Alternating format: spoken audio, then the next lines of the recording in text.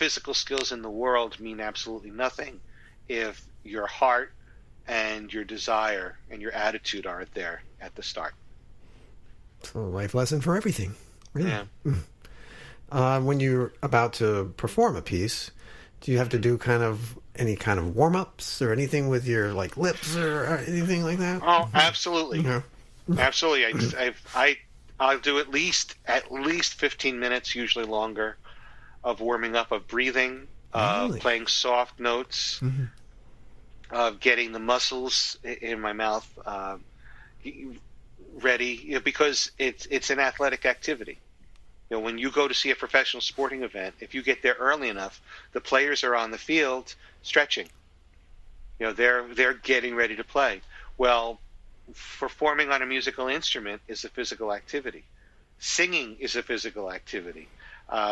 Being in the theater and having to go on stage or dancing, where you've got to be aware of what your body's doing and you need to be in control of it.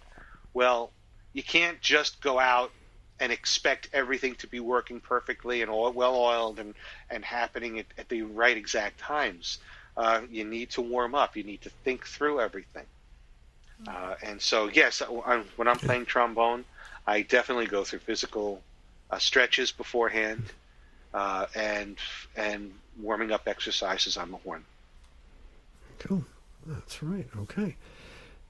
Now we move on to, you have the Trombone Place on Facebook. What made you start that group? There are a lot of places on Facebook, different groups for different organizations and different activities. And the trombone world is no different. There are a ton of trombone groups. And the one thing that I noticed they had in common was that they were all geared toward adults. So there would be the trombone pedagogy page, which was geared towards teachers, or the buy and sell trombones. Well, obviously you have to be old enough to have money to buy and sell. Mm-hmm. So it really is geared towards people who have been playing long enough, or who are at least old enough to be able to understand what's going on in the forum. And also, sometimes the discussions are adult level discussions, and that doesn't necessarily mean that there's language is cursing or anything. Right. It just means that it's stuff that most kids, they still need to learn the vocabulary. So I saw a need for a place where beginning through intermediate trombonists could go and find inspiration and motivation and information in order to help them with their instruments. So back in April, I started the Trombone Place. Oh, it's brand new. It's a Facebook group, and every single day I'm posting something that is usually it's informational. I do what I call the scale of the day every weekday. So, each weekday I put up a short post. It's about a minute long of a single scale. And the note names and the slide positions that the notes are in are written down while it's being played. So that a student who wants to learn that scale, they could find that video or find that post and watch it and play right along with it to help their learning. And it's because it's only a minute long. If they want to watch it 2 or 3 times, it's not like it's a huge investment of time, or it's not like they have to know, okay, this is going to be a 15-minute video. I need to know fast forward to 7 minutes, 32 seconds. The information's right at the beginning.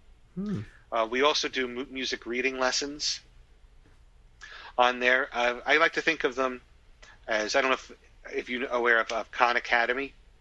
It's Khan Academy it's a series of videos that a gentleman, Professor Khan, started. He started doing these for his nieces, where he would do short lessons of physics and math or whatever, and they would just be short 2 or 3 minute lessons of specific items. And it grew into thousands and thousands of videos on all different subjects. So I'm doing something similar to that, short lessons on music reading and theory. And, so that if you're coming into it, okay, I want to learn how to read music, well, we're going to start from the very basics and we're going to give you a 3-minute lesson so that you can watch it.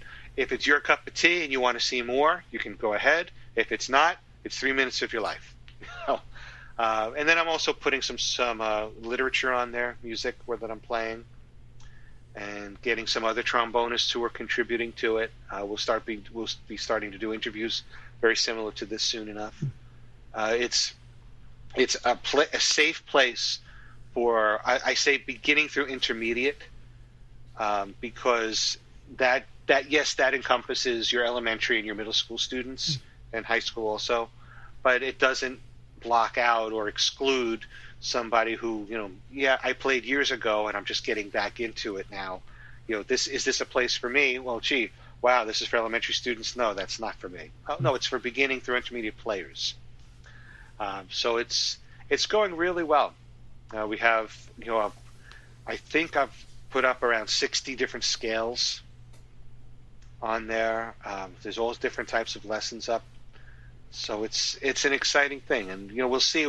We may branch out to a website or to an app. I'm not sure which direction to go in with that yet. But right now it's a tightly knit Facebook group, and we're adding new people to it every day.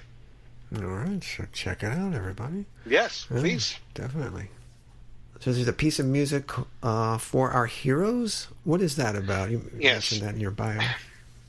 As I was talking about before, that with the idea of missing performances, the virtual concerts that we see are wonderful, but it's not everybody together.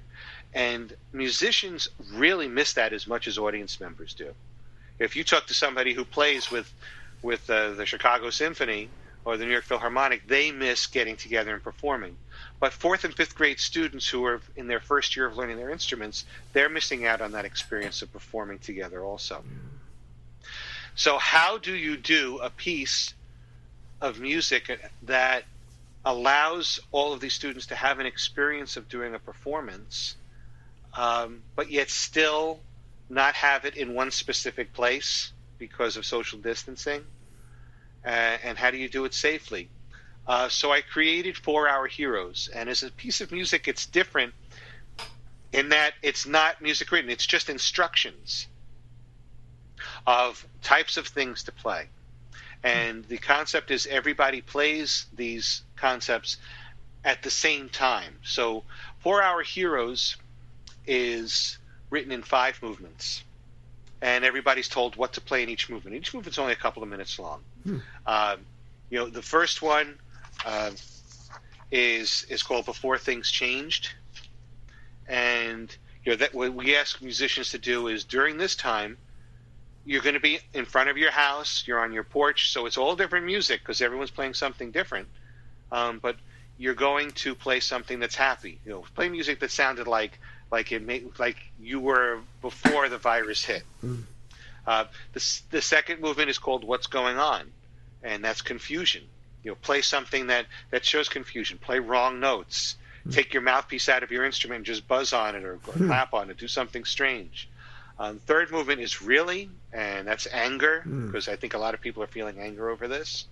And that's when I know a lot of the kids would enjoy that part, where they're playing loud and fast or whatever they're doing. Fourth movement is called Help Us Please, and it's you play a couple of notes, whichever notes you want to play.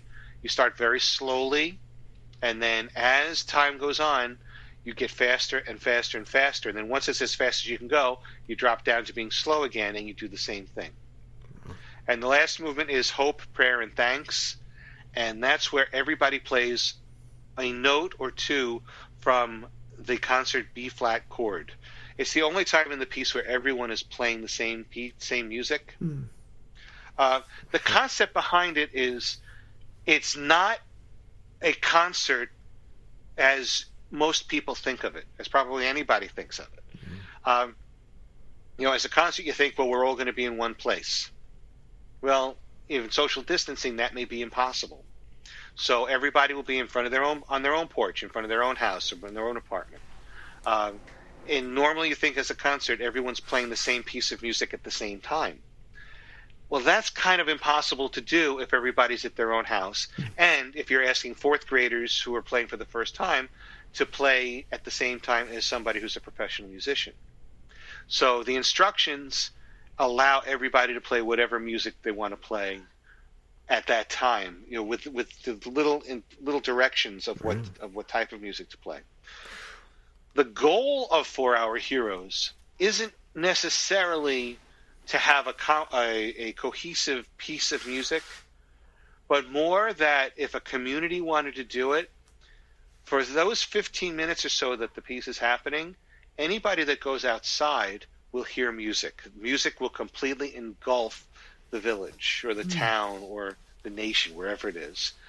And when we're living now at a time where there is so much hurt and so much anger, and there's so many times that we see groups of people get together and they're displaying that anger, it's something that it's hard to escape. So here is an opportunity or a vehicle through which we can have something positive for at least a few minutes. And it might sound different than what anybody's ever heard before, but something positive that can really take over a community, however small or how large it is. And I think it demonstrates the power of music, the power that music and the arts have on our lives. And also, selfishly, as a music educator, it shows the importance of learning music. And we're going now into a time where, because of what's happening with the virus, the economy right now is such that schools may decide that they need to adjust their budgets. And very often when they do that, the first place they're going to go is the arts. And this is something that can take over a community and can show the importance of what this does for not just, let's say, the students playing it, but how it uplifts and makes life better for everybody that's part of it and everybody that's listening to it. So is it something that's available now, or is it just in its early... It's written. If somebody were interested in it, they can, if they go to the Trombone Place and reach out to me there, I'd be more than happy to send it to them. Oh, awesome. And this is, it's important enough that we're not talking money here. So if somebody was interested in it and they wanted to get a copy of it, it's my joy to share it with them. That's why we need the arts. Absolutely, 100%. And music is one of the arts we have to have. Yes. And speaking of children, you have two. Are they into trombone or any musical instruments? My son's license plate on his truck is trombone. It's a vanity plate, TROMBON 3.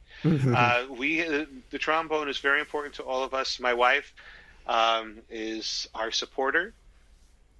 She adores music. She does not play trombone, but I do. And when my daughter was first born, I was like, well, she'll play trombone. And sure enough, 2 years old, I started her. And she still plays, but she's in her third year starting rotations in medical school. My son he went through a couple of instruments before he settled on the greatest instrument ever, trombone. And he's in his third year, or just finished his third year as a music performance major. That's great. So he's taking it to another level. It's extremely important to my daughter. She played all through college, and it's so important. The arts are so vital, no matter what you think you want to pursue. If you think, wow, I don't have time for that, I just want to, I want to just be like I said, an engineer before, or a scientist. Well, that's great, but you need music, you need the arts. And if that's what you're focusing in on, if nothing else, it's a great release to help you feel better. It's the greatest blood pressure medication in the world. Whatever it is. I've got friends who they're painters and sculptors, ceramics. That's incredible. I've got other friends who are involved in the theater, both professionally and as